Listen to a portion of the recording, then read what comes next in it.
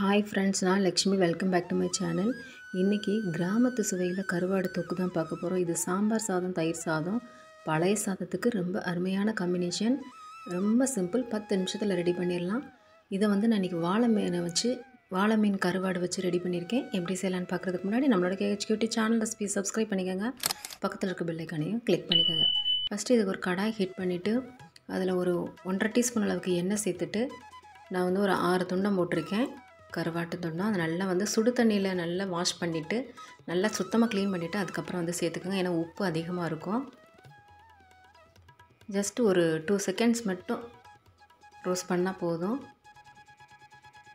நல்லாவே வெந்துடும். திருப்பி நம்ம அந்த கிரேவியில் போட போகிறோம். இப்போ எடுத்து வச்சிடலாம். இப்போ அதே எண்ணெயில் பார்த்திங்கன்னா கொஞ்சம் போல் நல்லெண்ணெய் சேர்த்துட்டு நான் வந்து 1 டீஸ்பூன் அளவுக்கு ஜீரகமும் சோம்பு இருக்கிற மாதிரி சேர்த்துக்கிறேன். ரெண்டுமே 1 டீஸ்பூன் அளவுக்கு, அப்போ அரை டீஸ்பூன் அளவுக்கு இருந்தால் போதும். நல்லா இது பொரிஞ்சதுக்கப்புறம் சின்ன வெங்காயம் பார்த்திங்கன்னா ஒரு 15 வெங்காயம், பூண்டு ஒரு 8 பல் பூண்டு, பச்சை மிளகா வந்து நான் 2 சேர்த்துருக்கேன். உங்களுக்கு காரம் அதிகமாக வேணும்னு நினச்சிங்கன்னா இன்னும் கூட 2 சேர்த்து போட்டுக்கலாம். நல்லா வதங்கணும். உப்பு வந்து இந்த நேரத்தில் சேர்த்துடலாம். சீக்கிரமே வெங்காயம் நமக்கு வதங்கிடும்.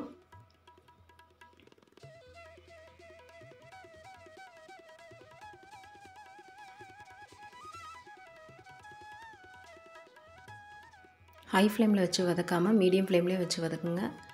ஹை ஃப்ளேமில் வச்சு வதக்கும்போது வெளியில் நல்ல சின்ன வெங்காயம் வந்து கலர் மாறிடும். ஆனால் உள்ளே கொஞ்சம் நரிச்சுன்னு இருக்க மாதிரி இருக்கும். அதை மீடியம் ஃப்ளேம்லேயே வச்சு நல்லா வதக்கிக்கோங்க. அதுக்கப்புறம் பார்த்திங்கன்னா 2 தக்காளி பழம் வந்து நல்லா பேஸ்ட் பண்ணி எடுத்து சேர்த்தாச்சு. அதையும் நல்லா வதக்கிட்டு அரை டீஸ்பூன் அளவுக்கு மிளகாய் தூளும் மஞ்சள் தூளும் சேர்த்துக்கோங்க. சேர்த்துட்டு நல்லா அதையும் வதக்கியாச்சு.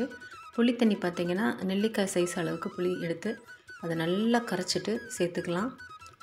தண்ணி அரை கப் அளவு இருக்க மாதிரி நம்ம சேர்த்துக்கலாம். நல்லா நமக்கு அந்த கிரேவி டெக்ஸ்சர் கிடைக்கிறதுக்காக நல்லா சுருண்டு வந்துடும். இப்போ திருப்பி வந்து நான் அந்த அரை கப்லேயே பார்த்திங்கன்னா ஃபஸ்ட்டு ஒரு 1/4 கப்பு ஊற்றினேன். இப்போ கொஞ்சம் 1/4 கப்பு ஊற்றிக்கலாம். ஊற்றிட்டு நல்லா கொதிச்சதுக்கப்புறமா நம்ம ரோஸ்ட் பண்ணி வச்ச அந்த ட்ரை ஃபிஷ்ஷை வந்து சேர்த்துடலாம். நான் வாழை மீன் ஆட் பண்ணியிருக்கேங்க. நீங்கள் எந்த விதமான கருவாடு கூட ஆட் பண்ணிக்கலாம். டேஸ்ட் வந்து ரொம்ப சூப்பராக இருக்கும். இப்போ அடுப்பு ஆஃப் பண்ணிடலாம். எண்ணெய் நல்லா திரண்டு வந்துருச்சு. சுவையும் பார்த்திங்கன்னா ரொம்ப சூப்பராக இருந்துச்சு. நீங்கள் ட்ரை பண்ணிவிட்டு எப்படி இருந்துச்சுன்னு கமெண்ட் செக்ஷனில் மறக்காமல் உங்கள் ஃபீட்பேக்கை கொடுங்க. நம்ம சேனலுக்கான சப்போர்ட்டையும் கொடுங்க. லைக் பட்டனை ப்ரெஸ் பண்ண மறந்துடாதீங்க. Bye friends.